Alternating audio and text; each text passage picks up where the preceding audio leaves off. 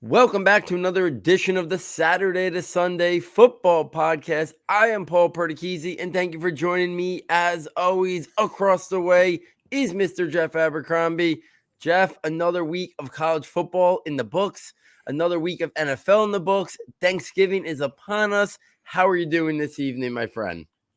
This last weekend was a little bit of a scary one for, a lot of players, a lot of folks like interested in following these stories. We think we just mentioned, a weekend of injuries, and it bit the fantasy world, with early exits. It bit the draft world with, potential big names, getting some scares here. And hey, look, I think a lot of folks will have something to be thankful for. Some I think we'll talk about the impact, but we're gearing up for some holiday travel, and it's a little bit of football all weekend. Stretch it out. Yeah, absolutely. It's always a great time of the year. And I think it's maybe as early as next year. The NFL is planning on putting a game the day after Thanksgiving on Black Friday. So it's just going to be always set up now for a weekend of football from Thanksgiving through Sunday during the Thanksgiving season. And it's always going to be a fun slate of games for sure. Let's get right into it with the NFL draft stock report for this week. And unfortunately, Hendon Hooker, who was still right near the top of any Heisman list, had pushed his way into maybe late round one, more likely early day two draft capital, suffered a devastating injury, torn ACL. Season's obviously over. And now the big picture becomes, where's his draft stock go? We're talking about a guy who was already going to be a 25-year-old rookie. There were already questions about that. And we said, you know what, maybe in the pre-draft process, one team falls in love with him, and that really even catapults his stock higher than what is even playing the field did this year. But now this injury, on top of the age, on top of him being a late breakout in college, a guy who does rely on his athleticism, not that he doesn't have the arm talent to make plays that way as well, but his athleticism is definitely a component of his game. Jeff, just let's talk through this for a second. Thoughts on what this might do? Do we think day two is still a possibility? Do we think now we're talking more of an early day three flyer with a guy who's going to be 25? There were already question marks, but now a torn ACL. He'll be out of commission for the whole pre-draft process. Obviously, he can do things on the whiteboard and stuff in meetings, but nothing on the football field. I mean, you kind of look at him as a developmental player now, and as you're not really entering the NFL at 25 as a developmental player.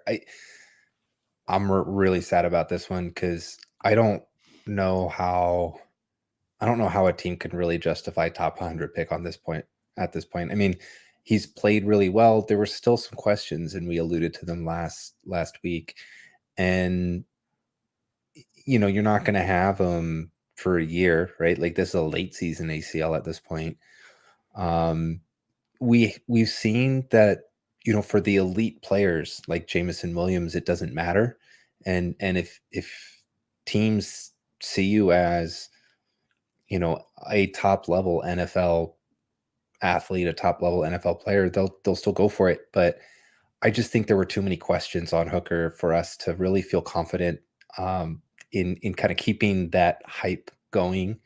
And it looks like it'll be one of those ones where I hope he's able to make it out, through an NFL career, however he works his way through it. I don't know that we're looking at stardom right now, but we've seen Geno Smith resurrect his career at 31, right? That would be almost kind of the path that Hooker takes without the, early career ups and downs that a guy like Geno had.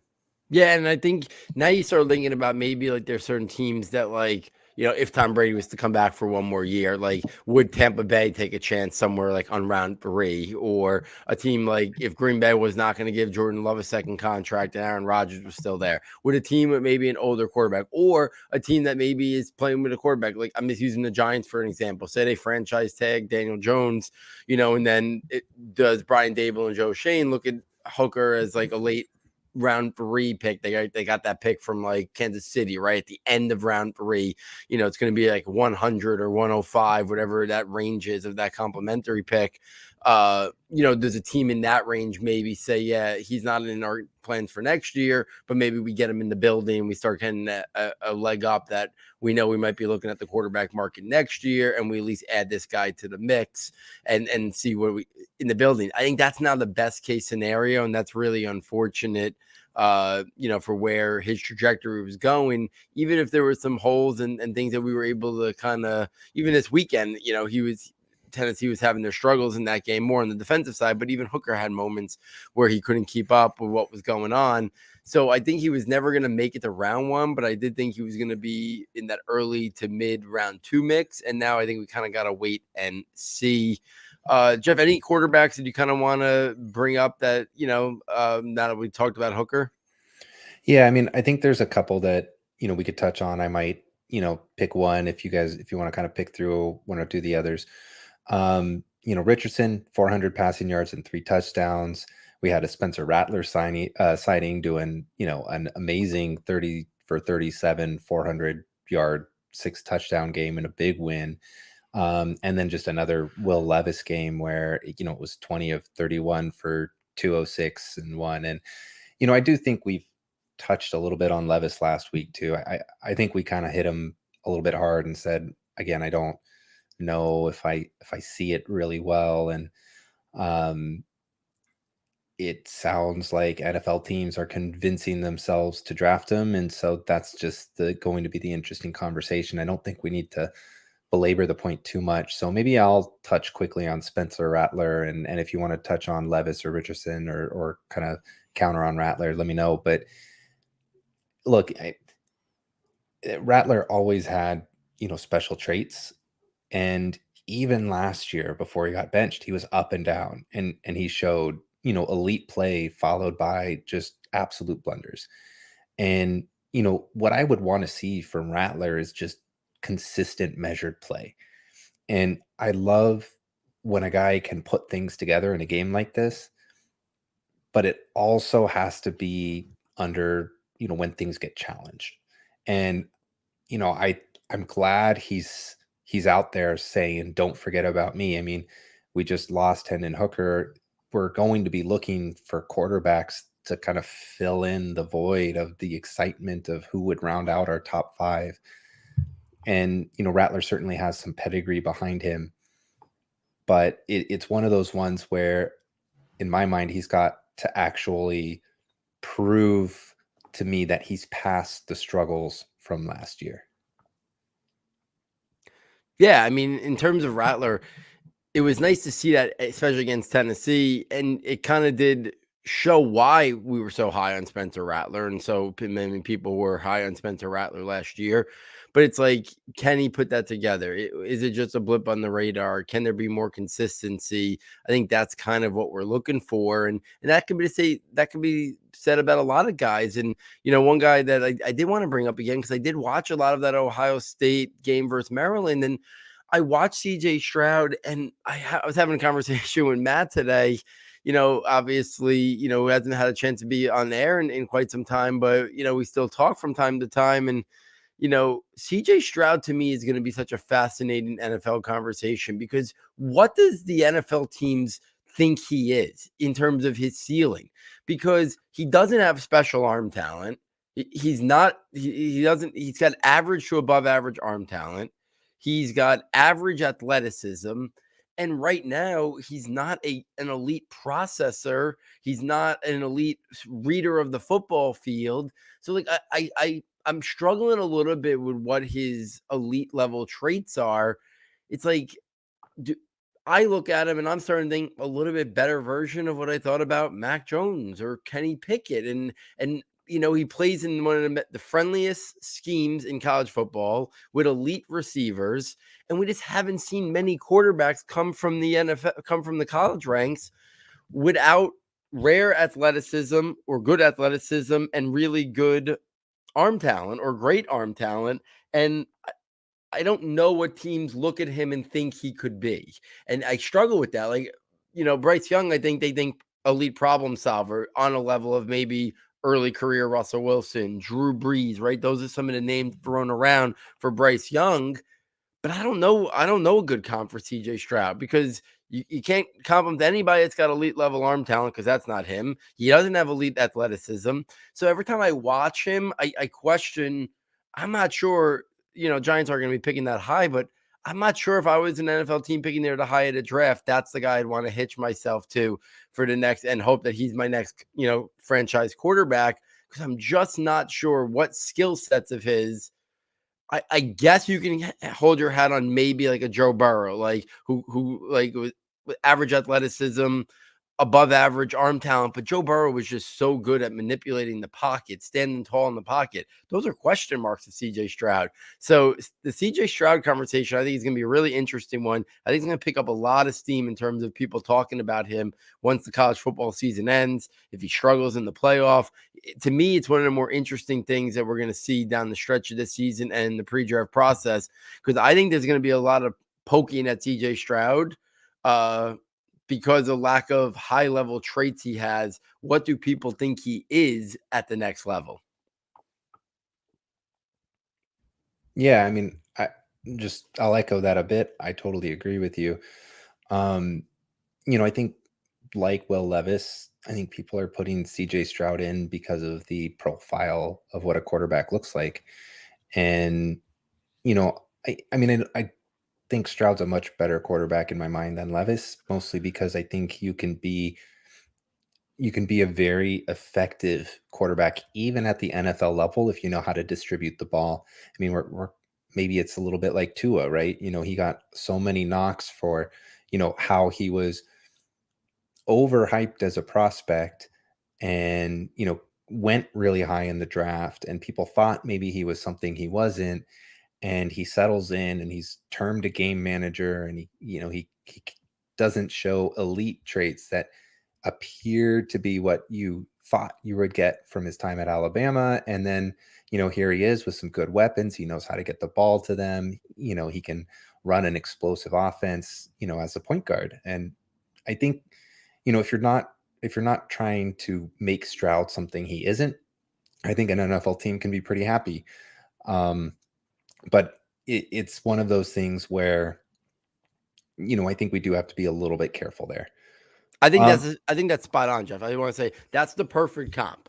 That's the comp that if NFL teams, I think, are going to look at CJ Stroud, and if they're realistic, what you just said is the spot on comp in terms of he could be what Tua is right now in Miami if you surround him with the right cast where he could be that distributor as he is at Ohio State, as Tua was at Alabama. I think that's going to be what NFL teams have to hold their hat on. If they think he's a guy who can lift like a terrible team on his back, like a Mahomes, they're going to be kidding themselves. I just don't think I don't think he's that type of player. I don't think he has the athletic gifts to be able to do something like that. I think he's going to need a really good environment, good structure, good play scheme, good receivers, and then he can be what Tua is this year in Miami. That's the best comp I've heard in terms of what Stroud could be. I'm not saying apples for apples, but in terms not their of the play usage. style, exactly, not their play style, but maybe what they can deliver from a team. And the sad thing is, he's probably going to be a top 5 NFL pick, and that's probably what they're going to ask him to be.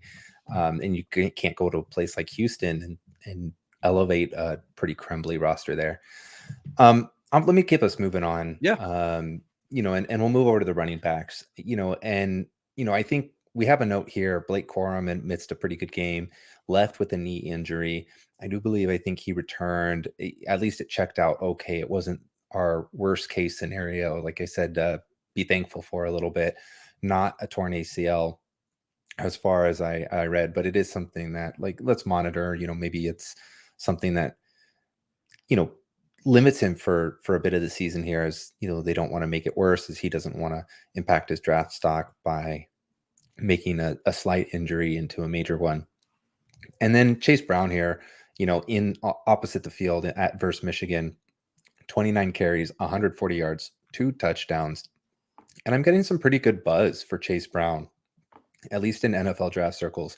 He's really making a push into the day 2 conversation, and might even be a lock there, at least for a majority of of prognosticators, I still think Chase Brown has some traits that teams are going to absolutely fall in love with, and then start finding that there are some other pieces to his game that will limit his ability to be a absolute home run star, workhorse back for them, at the NFL level. I think kind of like Chase Edmonds almost, where, he, if I remember from my scouting report right, he is able to, really react extremely well to this picture right in front of him, but not really see 2, 3 moves down the road and manipulate things. And I think that's kind of something like we'd see with a guy like Chase Edmonds, and, have good games and be a good player. But I do think, he's one of those players that I don't think he hasn't changed that for me as far as my opinion, of him as a running back goes. But that doesn't mean that I don't think he should be a day 2 pick. Yeah, I mean, I think Chase Brown, what was impressive is the amount of volume he's handled this year on a team that doesn't have a good passing game. So teams know what they're going to try to do. I mean, they hung in there, and almost upset Michigan this past weekend. And I think he's on that round 3, round 4 border now, right? We've seen plenty of guys. Teams are way more willing to invest, as teams are less willing to invest first or early second round picks unless they're like special talents. We're seeing teams now that are much more willing to invest third round picks, late third round picks, early, day 3 picks. We saw a ton last year. I think we're going to see a ton again this year. I think Chase Brown is squarely in that mix. Yeah, good news on Corum. I know he had left the game. He says, there hasn't been like a formal update, but he says he's going to be fine. I don't know if that means he's going to miss any time or he'll be okay, but he definitely avoided anything serious, which I think, he's on the fast track of being right in that mix. We talked last week that I think he could be right there, RB4, RB5, day 2 type talent there as well. Corum. I want to bring up Kenny McIntosh this past week for Georgia in that game, against Kentucky. 19 carries, 143 yards, and 1 touchdown. Nice to see him doing it on the ground because we already know he's got the pass catching skill set.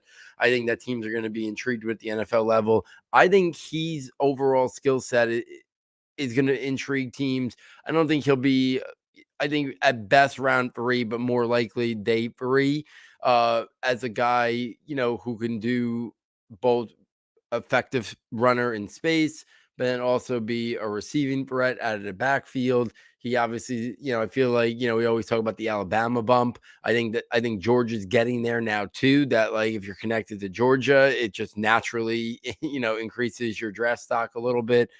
He's going to be playing some big games. He's the type of guy that I could see making some big plays, in the passing game, that resonate, in the playoffs down the stretch of this college football season. So I think Kenny McIntosh is one of those guys where, again, if you're looking for a particular type of player, a better running back version of Nyheim Hines, right? Or something along those lines. I think Kenny McIntosh could fit that bill. I think he could be a little bit better of a runner. I don't think he's strictly a pass catcher. I think that'll be his best attribute. And again, I go back to Dane Brugler said that from before the season even started, that he had some fans in the NFL circle, and then this year as being, the best running back, even though it's not been gaudy statistically, he has been the best overall running back in, for Georgia. I think will only help the cause if the NFL already was looking at him as a guy with intrigue. So why don't we take this over to the wide receiver, Jeff, and kind of maybe get us started with somebody you want to highlight. Yeah, and one final thought on McIntosh. It just, we highlighted 19 for 143 this game, and we highlighted in week 1, 9 for 117 in the receiving game, right? So he's really just shown it, kind of like Jahmyr Gibbs had to do, starting with the receiving and then picking up on the rushing load for Alabama. They're doing whatever it is their team needs them to do. And so it's a nice diverse skill set. From the receiver side, I'm just going to, it's still been a really rough up and down class, but Jordan Addison is really everything he's been advertised as. He's the dude. He 11 for 178 and 1, and a big win for USC there.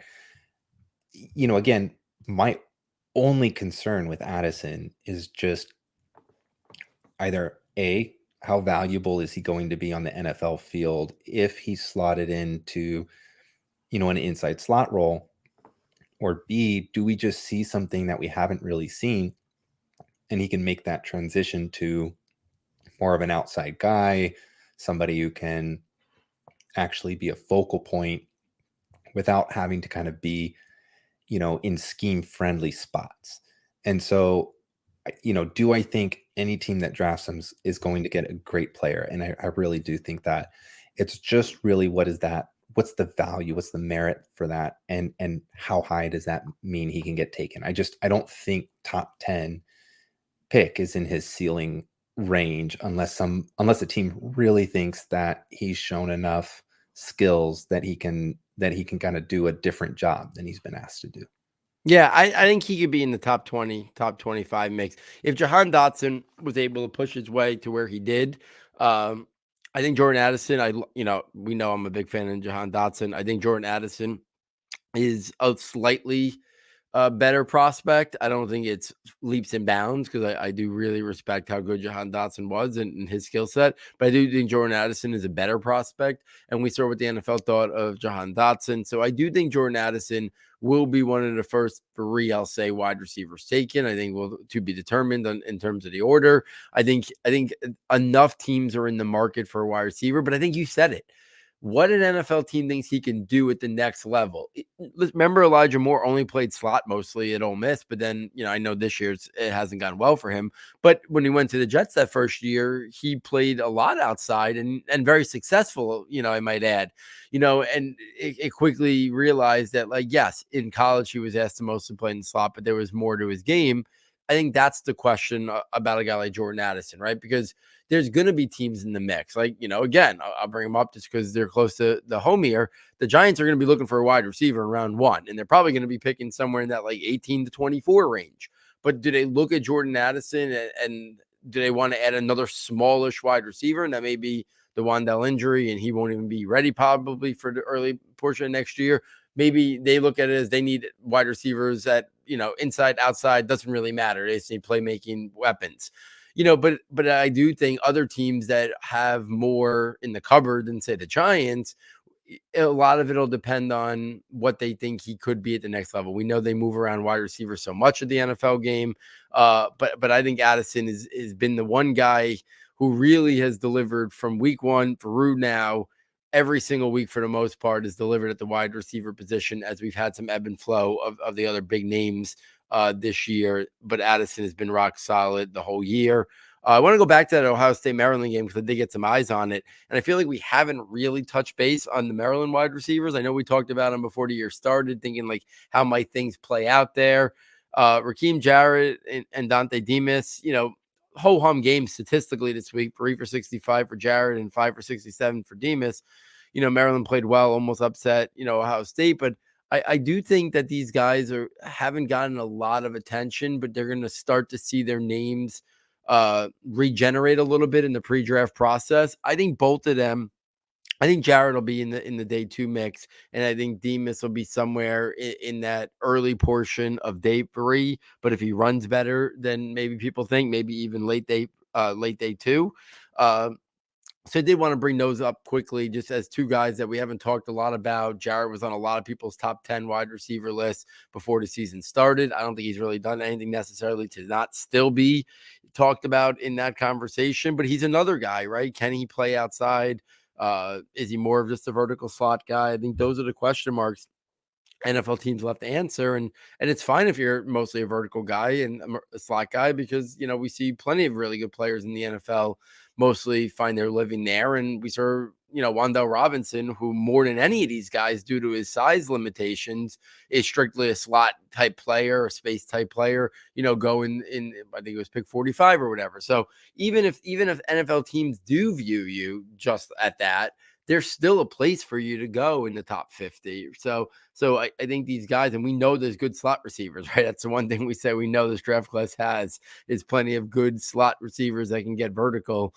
So I did want to just bring up Jarrett a little bit there. Jeff, anything on the wide receivers before we kind of transition to one interesting tight end who I talked about in the summer, Haven't talked about him since, but there needs to be a conversation had after his stat line this past week.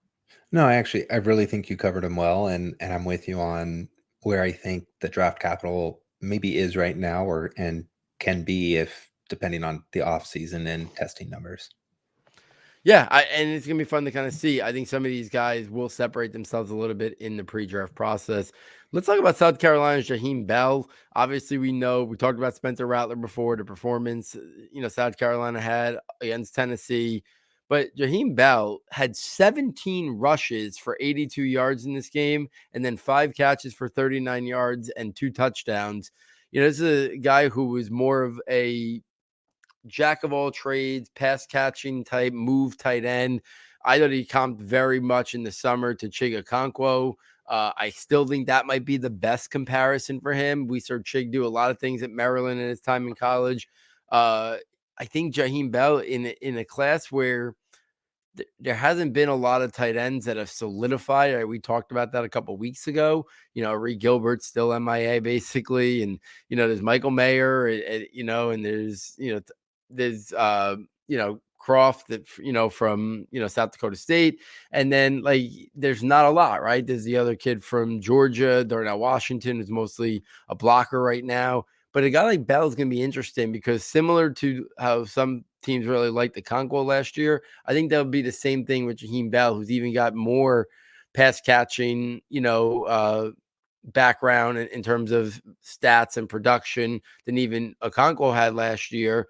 I think someone in the early portion of day 3 is going to be intrigued by the versatile skill set of a guy like Jaheim Bell, who can be their move tight end, but can do things out of the backfield.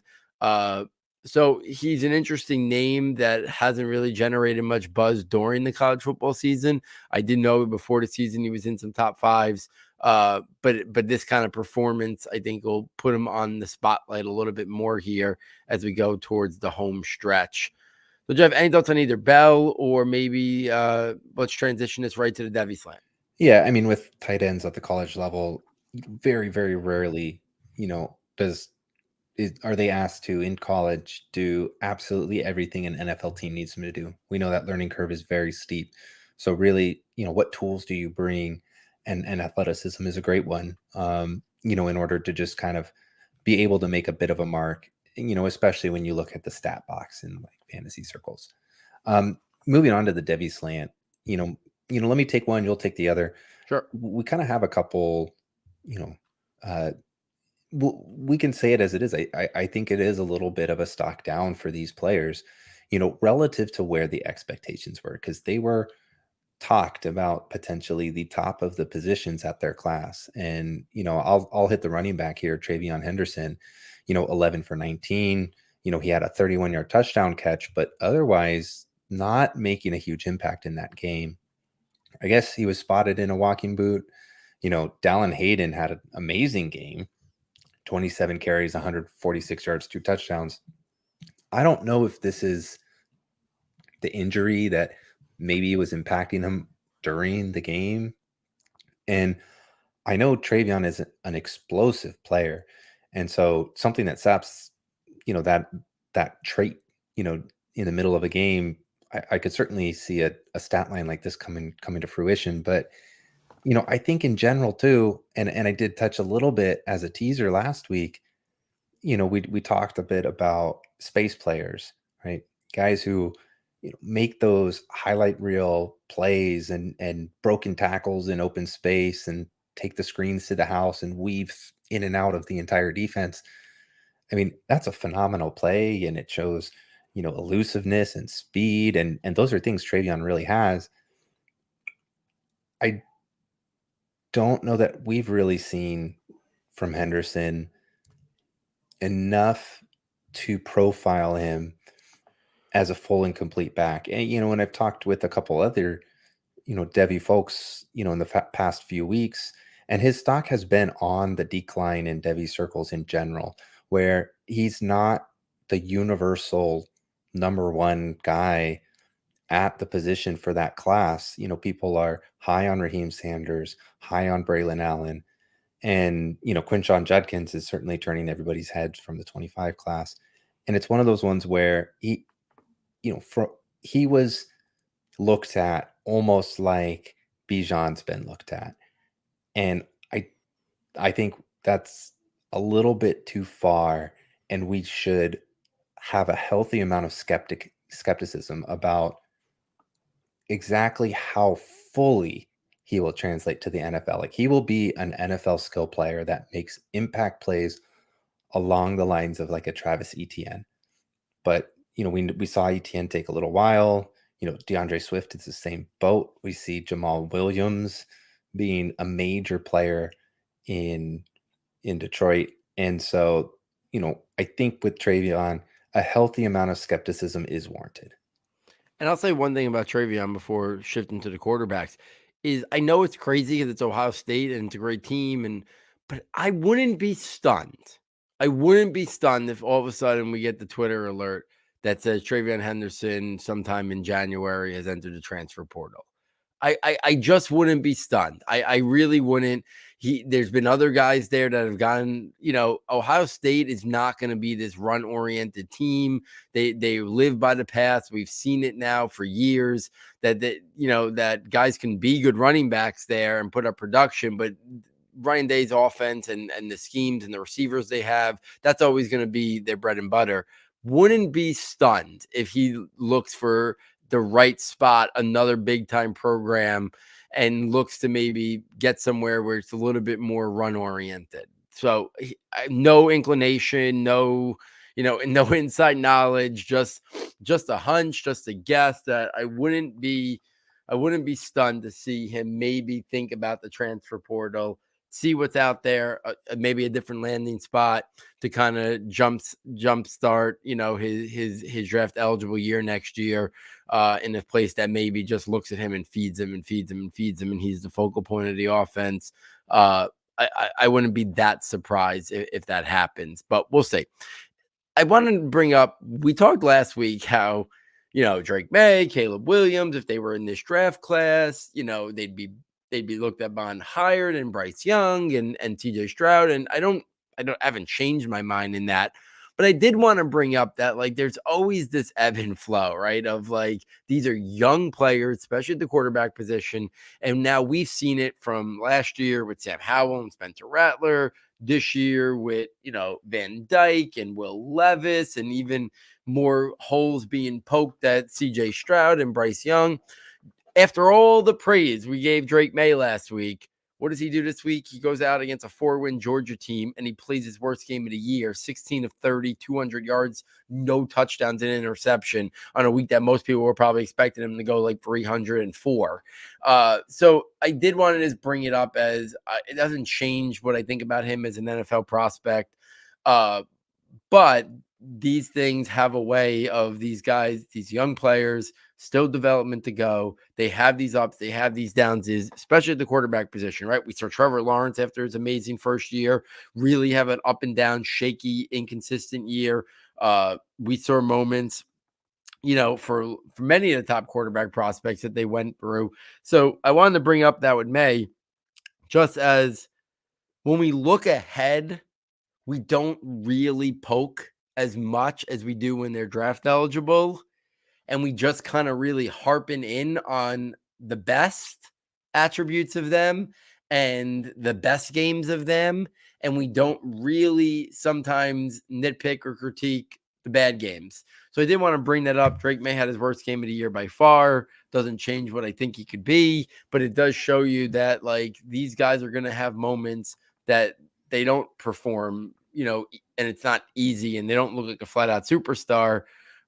Caleb Williams has not had many of those moments. He's had a couple of games where it hasn't been great. This past week was unbelievable. 470 yards, 2 touchdowns in that game against UCLA. But Drake Maye, I wanted to bring him up, really struggled this week. And again, I think it's one of those things where it's easy to always look ahead. There's always going to be questions that arise that need to be further looked into, and next year we'll be doing that with Drake Maye the same way we're doing it with CJ Stroud this year and Will Levis, and every other year we do that. So I did want to bring that up, even though Maye is right there behind Caleb Williams as probably the clear top Devy quarterbacks for sure. Do you have any thoughts on the quarterbacks? It's a great point, and we say it all the time, and we press all the time, and also just development isn't linear, right? I know we talked about how those two could possibly be the 1-2 if they were both in, but I'll really press the point. I'm okay going out on that limb with Caleb Williams. Like I really do. He's one of those players you watch a few plays of and you already have that confidence in. And it's not to say I'm only going to limit, my viewing of him to a handful of plays, but everything that I see after that is just further confirmation. Like, do I expect him to have a few bad games? I mean, yes, I mean everybody does. But Caleb Williams is that guy who, we talked about Stroud, Young has a lot of those stature questions. I think, Caleb Williams is, as good of an improvisational guy as Bryce Young, with the NFL size and frame and arm talent. And that's kind of, I think, the differentiator right there. And so I'm willing, I would be willing to sell out for Caleb Williams. I mean, as an NFL team, as a fantasy or Devy, like I would be willing to sell out for Caleb Williams wherever I could. Drake Maye, I do think has so much talent. If we were to see a moment like a Spencer Rattler kind of thing, it would surprise me because it's not what I'd expect. But at the same time, I don't think that's unrealistic path of outcomes, if we're wrong. So why don't we just go to the rookie report here? I'll jump right in. I mean, two wide receivers at the top. I'll pass it back to you, but Wan'Dale was amidst a breakout, 9 catches, 100 yards, and then left the field with a knee injury. Turns out to be a torn ACL. His season's over. Our other favorite here, Chris Olave, 5 for 102 and 1. And I might even just throw Pickens in here real quick. Just, 4 for 83 and a touchdown, looking great too. I'll let you give me your thoughts on Wan'Dale, his stock, what the Giants might do with him. There's a lot of interesting moving pieces to that puzzle there, especially because he kind of dealt with injuries a little bit before, but Olave and even to Pickens, just, they are the real deal at the wide receiver position for their teams. It doesn't matter that they don't have quarterback play that can sustain them the same way, other elite talents might be seen. They are making an impact as players, as the best player on the offense, on the field for their teams. And I just don't really see anything that's going to hold them back. There's going to be growing pains, but they're legit. And, they've shown each and every week they're legit, that even with lulls in the season, that's normal to any player. And, you come out, you throw up 100 yards and a touchdown, and, you're just amazing. So I mean, kudos for Olave, Pickens. I know Matt was really high on Pickens. I think he might have actually gotten both of them in one of his rookie drafts, Yep. which I thought was, that's going to go great for Matt, and, I think that's, if there's any chance you can kind of get them because they're on bad teams with questions about the quarterback position, like that would be the note that I hammer when I'm trying to buy him from somebody. But I think they're probably, whoever owns them is probably savvy enough to hold on tight. But if you can grab them, those are the guys to grab. Yeah, I mean, their ceiling is only going to go further up, right? Whether they're already doing this in bad offenses with bad quarterback play, and in Pittsburgh's case, horrific offensive line play as well. So even if Pickens is just average, Pittsburgh will upgrade the offensive line, which will just in turn help the whole passing offense, and it'll give Pickens more of an opportunity. Olave, they'll upgrade at the quarterback position at some point. So the fact that they're doing this already and the best offensive skill player on their team is really saying something as young rookies for sure. I think you can make the case in fantasy you'd rather have Olave or Pickens than any wide receiver that's going to come out this year. And I don't think it is a far-fetched statement at all, including Pickens, who didn't even have the round 1 draft capital, but that was more due to some other circumstances, not his natural football Absolutely. not as natural football talent on the football field. As for Wan'Dale, yeah, real buzzkill, because he was finally being utilized. It kind of took them some time for him to get kind of embedded in the offense. Giants beat writers were kind of saying like this wasn't the role they really envisioned for him. They expected to be a much different style offense, not this like pound the rock 30 times a game, the Saquon 36 like 2 weeks ago. Like they expected to be a much more open field team and have a lot more 3 and 4 wide sets, right? And they thought they were going to have a much better passing offense, and they thought Galladay was going to rebound this year, and Tony was going to be there, and Shepard was going to be there, and Wan'Dale would have been a part of that, and he would have been a lot less to be accounted for because teams would have been focusing on those other guys, and there would have been more parts of the field where he would have been more of that space player to do his best work. And this really wasn't been the case. He's ended up being the focal point of defenses in the passing game, where there was like almost like bracket coverage inside because they knew that that was clearly the guy the Giants wanted to get the football to. They haven't been able to really spread the field much and do they. This week they started doing them a little bit on those like jet sweeps and touch passes, and I think that was going to continue to kind of expand. And next year, if they got the pass game going a little bit more, I thought you would have seen it. So now it's kind of back to the drawing board. At this idea, unless the recovery goes really well, you're probably talking about maybe PUP to start the year, or at least very slow to start the year. I don't think you can really count on him for fantasy next year. Like if you get something from him, great, but I don't think you can go in the offseason, your dynasty leagues thinking, oh, Wan'Dale will be definitely back and be, a fixture. And maybe if down the stretch he became really good this year, you could have at least looked at him in the light of like a Hunter Renfrow in PPR leagues and stuff like that. Now I think it's kind of a little bit wait and see. I think the Giants are going to have a completely revamped room. Maybe they bring back Darius Slayton, who has shown some strides this year. But even if it's Slayton's back, and Wan'Dale, they're going to have 2 or 3 other new receivers added to this mix. They're going to have I'm sure, a high-end draft pick, whether it's round 1 or round 2. I'd expect them to go for somebody in free agency. Like they clearly got to upgrade this. So yeah, I mean, if somebody's really down on Wan'Dale and you could steal him for like a late 2 or 3rd round rookie pick, I still would be about that because I'm a fan of his game, and I do think this draft class is pretty lackluster, especially at the receiver position. But yeah, I it's hard to, it's definitely one of those things like you could easily get more excited for like the star running back, like a Breece Hall, because he's going to step right back in and get his role as the lead guy. The bell cow, his injury was much earlier in the year. We're looking at definitely potentially, a partially lost season next year. And then you also question whether or not a guy who relies so much on his movement and his quickness, if we've seen most guys come back fine with a torn ACL, but you never know until you know, right? So now that's his element. Like that's his bread and butter, the ability to change on a dime. We saw Saquon here in New York. It took over a year plus for him to really get comfortable with those sharp cuts and the movement stuff that we were accustomed to.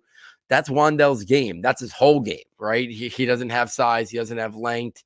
His whole game is built upon quickness and that. So I think it's definitely something that really hurts, and we'll see is all I can really kind of say there. I'll take this right to the running back, Jeff, and then if you have anything you want to circle back on Wan'Dale, feel free. James Cook played a lot this past week, and it was in the 3rd quarter where he made most of his things. They had some garbage time in the 4th quarter, but it actually was Singletary who came back in and mostly did the 4th quarter stuff. So it's interesting because I thought James Cook was dead and buried for this season once they got Nyheim Hines, who really hasn't became much of a factor there in Buffalo, and they saw what Cook brought to the offense. Just a different element of speed and quickness and explosiveness in that 3rd quarter. He ended up with 11 carries, 86 yards. I think we might slowly see Cook integrated a little more, like we always thought could happen as the year went on. And then I think we thought the Nyheim Hines thing would maybe have kind of put a stop to that because we thought that if he got involved, it would be more in the passing game. But maybe he's just going to get straight involved in the running game and just be that more explosive player to Singletary, a guy who could do more on the perimeter, more in space in the run game. So it's nice to kind of see this performance for somebody like me who really is high on him and believes in the talent. I think if we see a couple more of these games, you can really start to believe that he could be more of a factor down the line in Dynasty, maybe not so much this year, but more of a guy that you're excited to maybe get in the offseason and see where next year goes. Isiah Pacheco played his best game. I mean, 15 carries, 107 yards. Clyde Edwards-Helaire is hurt now. Pacheco, his stock is on the rise. But I will say, as good as Pacheco looks down the stretch, let's reel in expectations long term. It's the same thing I wanted to bring up with Dameon Pierce, who had his worst game of the season. Obviously, he's had a lot more success this year than Pacheco. Only 10 carries, 8 yards this week. But again, my question, Jeff, that I kind of throw out there, and it could be about Pacheco, who was a 7th-round pick, and then it could also be about the 4th-round pick in Dameon Pierce, who's been very good this year. How comfortable are you, if at all, investing in these guys, buying them after their rookie year or right now, with the mindset that they do have day 3 draft capital? Chiefs are going to do something with the running backs room, and Houston could easily add another more explosive player to complement Pierce, but still Pierce has built his production. A lot of it, in terms of being high end in fantasy, is built on touches, a lot of touches. And we're seeing what happened here with Najee Harris. I know different style player, different draft capital. I get all that. But I'd be a little bit leery, as much as I've liked Dameon Pierce, as much as I've enjoyed having him on teams this year. Him or Pacheco wouldn't be guys that I'd be looking to actively buy. If anything, I'd be looking to sell in the offseason. Where do you kind of stand on these two young running backs? Quick James Cook, Nyheim Hines, thought, somebody put it out there that, Buffalo picked up Hines and he was the type of profile that they were looking for in the offseason. And they got James Cook, and we didn't see James Cook a lot. However, Hines might not have been there to replace Cook. He's been there for his special teams availability, and that might really be what they were looking for. And that's the role he served for them. So this really could have been just nothing more than, solidified spots on the full 53-man roster for Buffalo and not an indictment on Cook. And I think that's what we saw with 11 for 86 this past weekend. As to your question, yeah, I mean, I've said it last few weeks. He's always made me look silly because he's runs like a beast. But, I am still on team sell Dameon Pierce and we can put Isiah Pacheco in that mix as well. Not to say that they're not going to be valuable assets this year. I mean, if you're, making a run for it, then yeah, sure. I mean, it's really hard to, I think fantasy points are undervalued. For people projecting the future, they think they can project the future so well, and they just ignore the fact that somebody's giving them a ton of fantasy points right now. And I'm always for that. I mean, look at Travis Kelce, right? But I do think if you can get a really good haul, like a 1st-round pick for Dameon Pierce is still a deal that I'd do. I don't think you'll get that for Pacheco, but again, like trading them away and getting some draft capital is certainly in the realm of what I would entertain right now, especially if I didn't need him for anything. I mean, Kansas City put in a claim for Benjamin when he was cut. We have I guess Melvin Gordon cleared waivers, and we'll see about Darrell Henderson, but I don't, Kansas City that move is basically them telling us that, one, they're not sold on CEH anymore, but 2, that it's not only Isiah Pacheco that they're really trusting or willing to trust for their entire season. And that says all you need to know about how far you want to invest in them, for the future at least. And so, yeah, I mean, if you get a really good return, that's what I do. I'll make one final note as far as the NFL rookie report goes, and that's just Jameson Williams, set to return soon. We talked about how, Olave, Pickens, like those are guys that you should just go get right now. I mean, we missed Treylon Burks had his 100-yard game. I think we missed that one Yes, too. we got. I forgot to put him on the spreadsheet because it was Thursday night. Yeah, but a big break out there, Yep. and these Christian Watson has been, flashing even both his inconsistent traits and his ability to make absolutely big plays. And I think if someone's been patient, again, they're probably willing, they'll kind of keep holding Jameson Williams, but that's the one guy that, it's nobody's had anything to hang their hat on. They could be looking at all of these other wide receivers and they're like, well, man, I wish I had that, and just be impatient about it.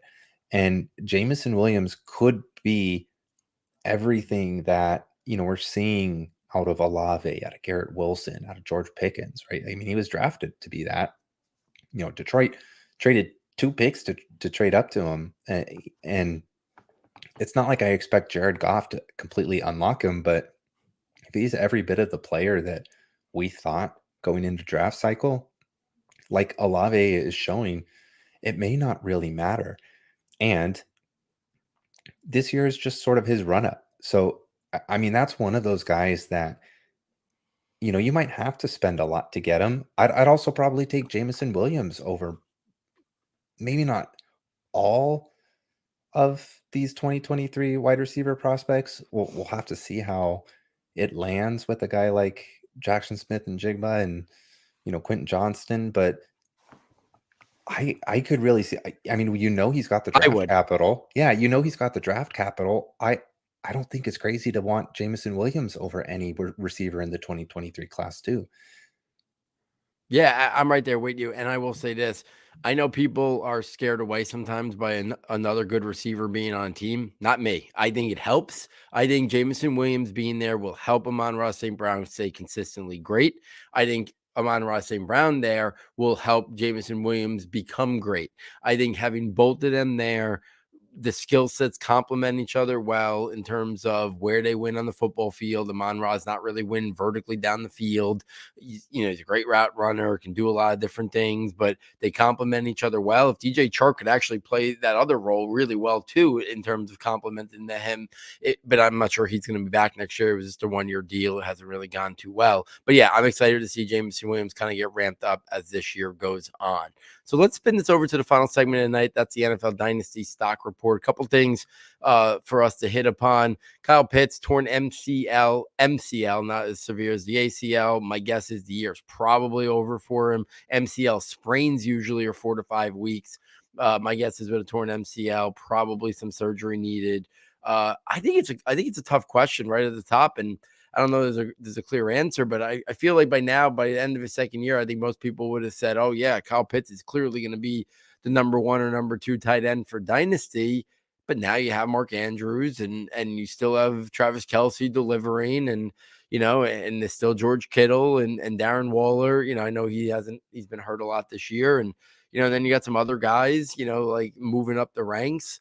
I don't know. I still would be all in them, but I could see other people who are a little bit quicker to make, movements, maybe say, yeah, why is he up near the top of these rankings? Maybe he should be more with like Dallas Goedert and TJ Hawkinson. And I don't have statistics to really fall back on. It's just more the talent of the player, because this year has been a very ho-hum year. And yeah, part of it's maybe the Atlanta offense, but also like some of it falls on him, right? Like he, in terms of earning targets, and the beginning of the year when they were throwing more than now, he just wasn't even earning them as much. So I don't know. Where do you kind of stand on the Kyle Pitts? Would you still have him right up there in that mix with right after the Andrews and the top of that thing, or do you think he should be a little bit more grouped with that next group of like the Goddard and the Hawkinson right now, as basically we may have seen Kyle Pitts' second year now conclude? Yeah, I really wish I'd be able to attribute it to the right person on Twitter, but we knew Kyle Pitts would be an elite receiving profile. The thing is, everybody sort of just immediately jumped on him being as an elite profile tight end receiver, the next Travis Kelce. He's going to be the guy that hits 5, 6, tight end finishes in a row, tight end 1 finishes in a row, on the season. And look, I mean, if we wanted to predict who the next Kelce would be, like if there was any player that I could pick, I think Pitts really fits the bill. Maybe aside from Mark Andrews, who's kind of on his way. But if you wanted to bet that that was actually going to happen again, the bet's probably like, no, it won't happen again. Travis Kelce's a unicorn. And that's what we call Pitts. And I still would be buying him. If I wasn't a contender, Kittle or Kelce for Pitts is something you could do. Kittle for Pitts is something that I think you do. Heck, if Goddard was playing, maybe as Hawkinson's playing well, those guys for Pitts might be something you pull off, from a guy who absolutely needs to contend and is relying on, basically nothing from the tight end position right now with them. So maybe this is that window that you can do. Just know that this isn't a sure thing, right? Like this isn't, I am going to get the next Travis Kelce. And that's how he's been talked about. And we have to open up our minds to the possibility that the outcome isn't as certain as he's going to be great and great equals this. Like, I think he's going to be great, and a great player doesn't necessarily exist as a top 1 or 2 tight end finish all the way through. I thought that way about Kittle, right? I thought Kittle was going to be he was the next great thing, and he has been. He's been an amazing tight end value, like one of the best tight ends in the league. That doesn't mean he's been the best fantasy tight end for your team.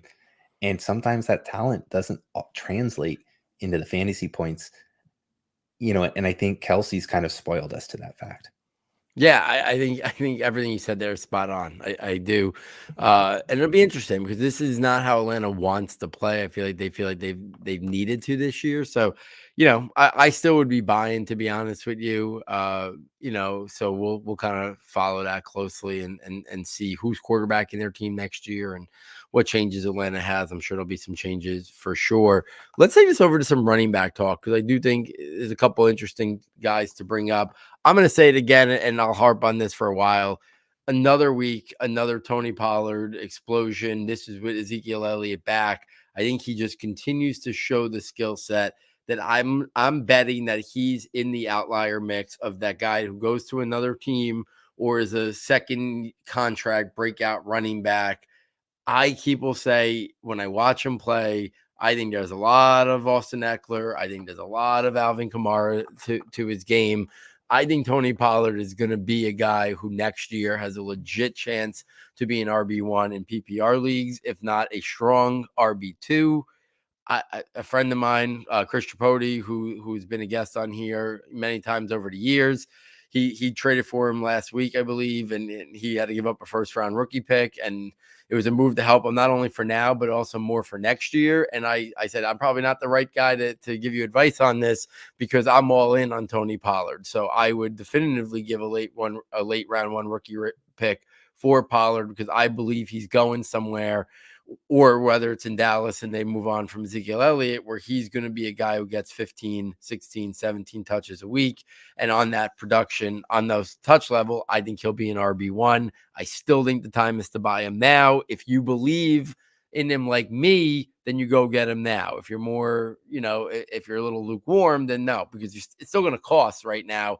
I just don't think it's going to cost as much as if he gets that ideal spot or Dallas cuts the cord with Ezekiel Elliott and only brings on an average talent to run with him. I think that general value will be higher in March or April than it is right now. But part of it is you have to be all invested as I am. Antonio Gibson back from the dead, and this is one that hurts me personally because I was all about Antonio Gibson, had him on tons of dynasty teams. I traded him away and got back anything I could earlier in the year when I thought he was on the verge of being basically an inactive because, he wasn't really playing on special teams. And I traded him for Juju Smith in one league. I traded him for a late second round rookie pick in another. And I just cut bait with him. And now I wish I had him back. Most of those teams could use a running back, but he's finally being used correctly. And it was weird that it took Brian Robinson getting there, him basically being demoted and benched, and then coming back from that to be used as more of this space player, like 3 for 31 in the passing game, 18 for 72 rushing. They ran a lot last week. I understand that. But I think that there's now a path for him being fantasy viable again, and it's going to be differently than what we saw the last couple of years. I think he is a guy who would be better suited to be a 12 touch, 13 touch type player, but 4 or 5, of those touches should be ideally in the passing game and then mixed in as the secondary runner on our team. But I do think that can bring value. So I think Antonio, and he's very young still and still developing. So Antonio Gibson, I think, is an interesting name that if people are still all out on him, maybe now's the time to jump back in if you can get him for a pretty, cheap deal, and maybe he could be an RB3-ish type player with the passing game rule now involved. And then Josh Jacobs, great statistical year. I was always a big fan of him, but I do wonder how the market and the industry, who have not been fans of him, will value this great year heading into free agency. Probably not back with Vegas. They didn't pick up the 5th-year option. Does this year change the narrative, and then they try to bring him back anyway? Because he's producing as a strong RB1. I don't think he's valued that way. He's still very young. It's not that he couldn't be valued that way in dynasty circles. I'm just curious to see what the industry thinks of him. So, Jeff, close it out basically tonight, with your thoughts on some of these running backs before I round out the show. Goodness, we're gonna just keep fighting about Pollard, aren't we? And honestly, I wrote down some notes for what to say, and really, my fantasy teams are where they are today, and I'm sitting here where I am today because I've listened to you guys for a long time. I've taken your advice, and when you're out on a limb like this, you've got a good track record. So I'm still going to be that guy who paints and kind of tempers the excitement there, and still thinks, yeah, I mean, maybe even he hits that path that you're talking about, but this looks like a Kenyon Drake kind of thing. When he moved midseason to Arizona and had a great season there and kind of let off the next season as a lead guy and a lead asset, but before kind of fading off again. That's where I see it. That's my tempered excitement. But you guys have a track record that has served you and me very well. And so I don't think it is crazy, to go out and do what you're like. First round pick for Tony Pollard. There's a lot of opportunity where that makes sense. Me, in my mind, I don't think Tony Pollard and Josh Jacobs are that far off in value. And, even if Josh Jacobs is doing really well, again, I think there's just an excitement for Tony Pollard. He's a guy people love to love and want to see get work, and he's been doing that. And so the hype's there. And Josh Jacobs is a guy that just is so boring. But I mean, not to me, but just, he's just one of those guys out there. He's kind of like, that Golden Tate or, Tyler Lockett, just people are just like tired of him now. And I mean, I think he's only ever been a running back one in Vegas since he was drafted. And he was my running back one in the class. And I think he has an extremely well-rounded skill set. We've seen him catch passes even in Vegas too. I'd almost rather him not go back there. Like, Vegas looks like a train wreck, and he's still producing, but they don't want him. And I'd love for him to go to a place where he can actually be, used and featured. I mean, let's just say I'm a big J.K. Dobbins fan too, so I don't want this to happen. But if J.K. Dobbins wasn't there in Baltimore, like, get him to a place like Baltimore. Get him to a place like the Jets. Get him to a place like San Francisco, just somewhere where they just want to ride a guy who's extremely talented.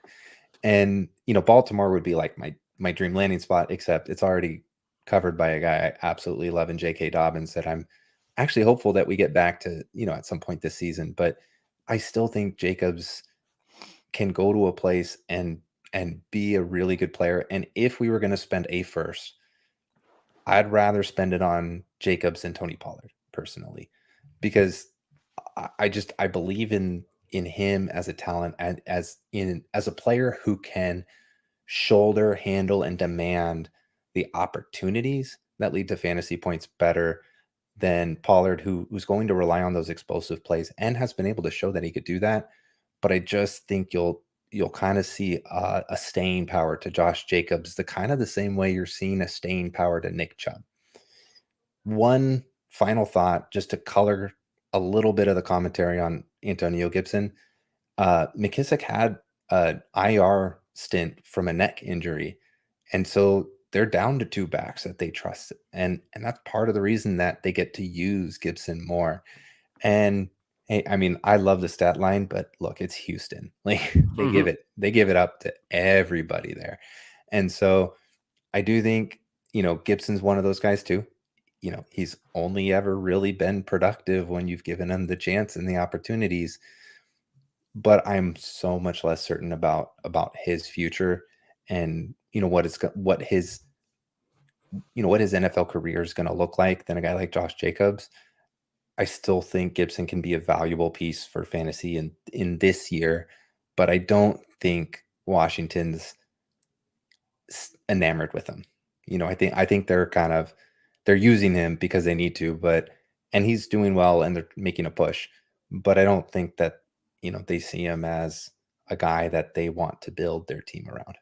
No, you're spot on there. I don't think that's it at all. I think that the case for Gibson is more that his value went so low, and if it's still relatively low in dynasty circles, maybe he's an interesting guy to get. So if another team believes in Antonio Gibson a little bit more, we'll see where it goes. So I'm thinking if a team's willing to give him up for a third round rookie pick, sure, I'll take him on my Oh, that's not team. going to happen. I'd You rather know, Tony Pollard. I could say yeah, that. I'd rather well, Tony Pollard. yeah. So, but I do think his stock had got really low. Now I think it's probably back on the move. Earlier in the year, I was surprised I even got a second round rookie pick for Antonio Gibson. And I was surprised I got Juju Smith for him. Just because of how this was one, like, he was basically, Brian Robinson was 1 week away from coming back. They were using like Jonathan Williams, so I'm not sure they love him, or maybe they finally realized we have now put him in a situation of how he can be successful, aka we don't need JD McKissick. Antonio Gibson could fill that role and be a part-time runner. So I don't think he's there for the long haul. But I do think this, what he's done now, might open the door for a second team to be like, yeah, he's finally being utilized the way he should be. We're going to bring him here and utilize him like that. Like I don't think it's inconceivable a team looks at Antonio Gibson and sees what Cordell Patterson has done down the stretch of his career, and obviously Antonio Gibson's a lot younger, and think, oh, look what Patterson has done when he got put into the right situation and utilized correctly. Maybe Gibson could be that for us when the time comes. He's still got another year, I think at least one more year on his rookie contract. So I don't think Washington's giving him away anytime soon. He's a cheap player on a day 2 rookie contract. So it'll be a while before he's free, but I think he's an interesting guy. I'm with you with Josh Jacobs. I want Josh Jacobs to go to a new home. Baltimore would be pristine. J.K. Dobbins coming up on his last year. I don't think they're going to give him a second contract based on all the injuries he's had. Tony Pollard, on the flip side, I don't want him to go anywhere. I actually want him to stay. Selfishly, I'd want him to get out of Dallas because I think he's a really good player, and I'd rather not have to face him as a Giants fan. But I'm hoping Dallas moves on from Elliott and Pollard stays right where he is, because I do think this offensive coordinator is really Kellen Moore, who I think is a great play caller and designer. I think he's really starting to find his groove and rhythm in terms of utilizing Tony Pollard. And we saw what it did this week in terms of the whole offense, and whatever they scored 40 something points against Minnesota. They're gonna just lay the wood down on the Giants on Thanksgiving, ruin the second part of the holiday for me. After dinner, I'll sit down and watch that game. It's not going to be pretty this upcoming week for sure. So yeah, I'm right there with you. Jacobs, I'd like to go somewhere else. I will say I do slightly think that Jacobs should be valued more in dynasty circles as over Pollard as well. Does not deter my love for Pollard, but I do like Jacobs a little bit more because I think, like you said, he could command even a larger work share than a guy like Pollard would. So we'll follow these guys. We'll talk more about Tony Pollard, I'm sure, down the stretch. And then obviously during the offseason will be the big moments where we kind of see what Dallas chooses to do with Ezekiel Elliott, with Tony Pollard, and that'll open up another whole can of discussions. So if you're enjoying what Jeff and I are putting out here, please get over to the website, SS Football, fastest, quickest, easiest way to get there. Check out the premium content tab, and for $9.99, you get access to all of our premium notebooks. I am planning over the next 4 or 5 days to totally revamp the Dynasty positional rankings, update the draft eligible rankings, update now 3/4 of the way, almost through, or a little bit more than halfway through the NFL season. Update my rookie rankings for the NFL rookies.